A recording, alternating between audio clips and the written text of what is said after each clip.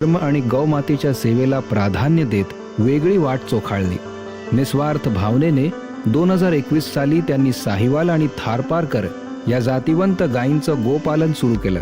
यासाठी हरियाणा, पंजाब व राजस्थान या राज्यांतून राज्यस्तरीय स्पर्धा जिंकलेल्या निवडक वेदलक्षणा गायी त्यांनी सातारा जिल्ह्यातील निमसोड या आपल्या गावी आणल्या आणि गौराज्य गोशाळेची सुरुवात केली। 5 गायींपासून सुरू झालेल्या या गोशाळेत आज 75हून अधिक गायी असून त्यांची तन मन धन लावून निस्वार्थ सेवा सुरू आहे। गौराज्य गोशाळेत गोसेवेची सुरुवात ही दररोज सकाळी गोठ्याच्या स्वच्छतेपासून केली जाते। त्यानंतर गायींना हिरवा चारा आणि वैरण मशीनच्या सहाय्याने बारीक करून दिला जातो।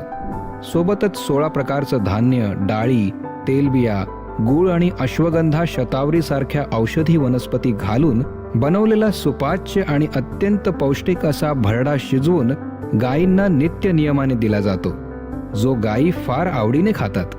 त्यानंतर वेळ होते ती म्हणजे वासरांना दुधासाठी सोडण्याची।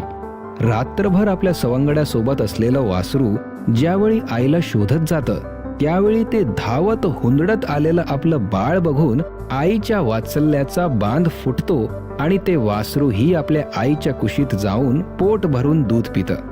मग वासरू तृप्त झाल्यानंतर उरलेलं दूध गायींना कष्ट न देता पारंपरिक पद्धतीने काढलं जातं। अशी गौराज्य गोशाळेत रोजच्या दिवसाची सुरुवात होते।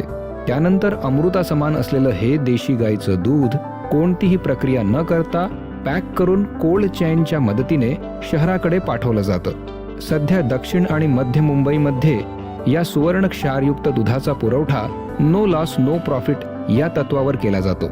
एकीकडे शहरी भागात भेसळयुक्त दुधामुळे लोकांचं आरोग्य उद्ध्वस्त होत असताना गौराज्य गोशाळा आशेचा किरण बनून समोर